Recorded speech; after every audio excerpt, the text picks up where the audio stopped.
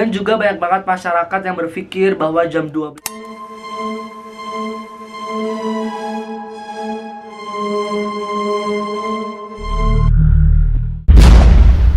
Halo guys, apa kabar kalian semua? Akhirnya kita bisa berjumpa lagi. Kali ini gue akan ngebahas tentang mitos dan fakta mengenai virus corona. Mungkin kalian yang sedang nonton ini sedang merasakan dampak dari pandemi COVID-19 ini. Sekolah diliburkan, pekerjaan juga banyak sekali yang diliburkan, dan juga banyak sekali kegiatan-kegiatan aktivitas yang ada di luar rumah yang dibatasi oleh pemerintah akibat pandemi COVID ini. Nah, semakin maraknya pandemi COVID-19 ini, banyak sekali orang-orang yang masih belum mengenal, belum mengetahui, dan bahkan belum paham betul tentang beberapa fakta mengenai virus corona ini.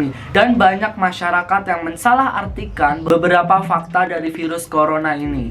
Nah, oleh karena itu, gue di sini akan ngebahas tentang beberapa mitos dan fakta mengenai virus corona. Di sini gue nggak akan banyak banget ngebahas tentang mitos dan fakta mengenai virus corona. Kalian bisa melihat di primayahospital.com. Nanti di bawah sini akan gue cantumkan sumbernya. Oke, kita langsung mulai aja. Mitos yang pertama itu, sinar matahari bisa membunuh virus corona karena mengandung ultraviolet. Faktanya, tak ada bukti sinar ultraviolet bisa mematikan corona. Sinar matahari hanya berguna untuk produksi vitamin D di dalam tubuh yang bisa meningkatkan daya tahan terhadap serangan virus. Seperti yang kita ketahui bersama, kita sudah melihat banyak sekali masyarakat yang bahkan keluar rumah bersama tetangganya dan bahkan masyarakat sekitar untuk mendapatkan sinar matahari, yang justru mereka malah berkerumun dan meningkatkan resiko penularan COVID-19.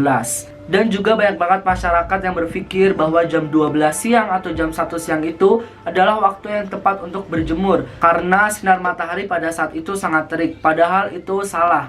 Mitos yang kedua, semprotan disinfektan tak berbahaya bagi tubuh. Bahan disinfektan termasuk berbahaya bila sering terkena tubuh. WHO tidak menyarankan penggunaan disinfektan terhadap tubuh manusia.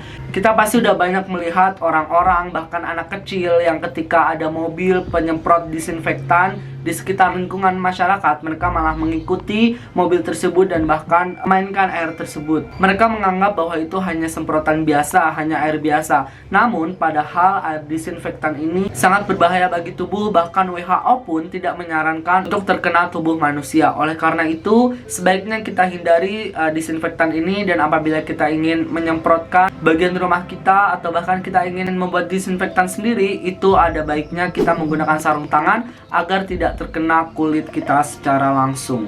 Mitos yang ketiga, pasien COVID-19 yang berusia muda cukup isolasi diri di rumah untuk pulih.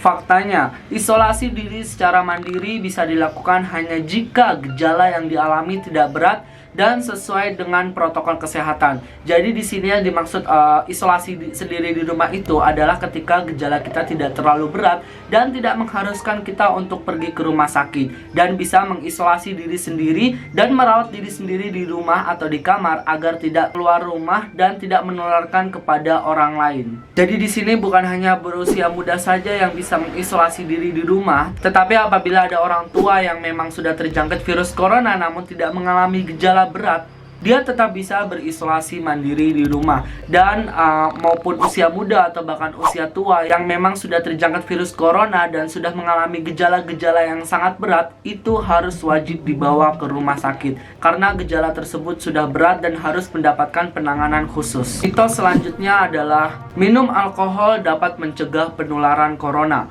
Faktanya, konsumsi alkohol tak terbukti bisa mencegah corona. Alkohol hanya disarankan sebagai bahan hand sanitizer untuk mencuci tangan ketika tak ada akses ke air dan sabun. Nah, sebelumnya tuh sempat ramai diperbincangkan mengenai bahwa minum alkohol dapat mencegah penularan corona. Itu sangatlah tidak benar, karena sampai sekarang pun belum ada penelitian mengenai hal tersebut.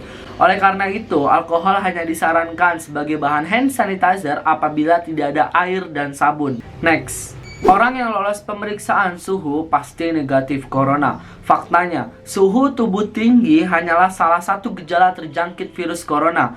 perlu swab test untuk memastikannya. Seperti yang kita ketahui bersama saat kita memasuki ke mall, bahkan beberapa tempat umum pada lainnya, kita akan dicek suhu tubuhnya. Dan 99% orang yang mendatangi tempat tersebut dan ketika dicek suhunya, tidak pernah ada yang tidak lolos.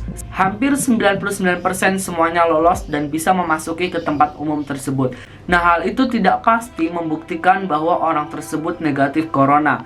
Karena seperti yang sudah gue bilang sebelumnya, bahwa suhu tubuh tinggi hanyalah salah satu gejala terjangkit virus corona. Dan yang harus dilakukan adalah swab test agar bisa mengetahui apakah dia terjangkit virus corona atau tidak.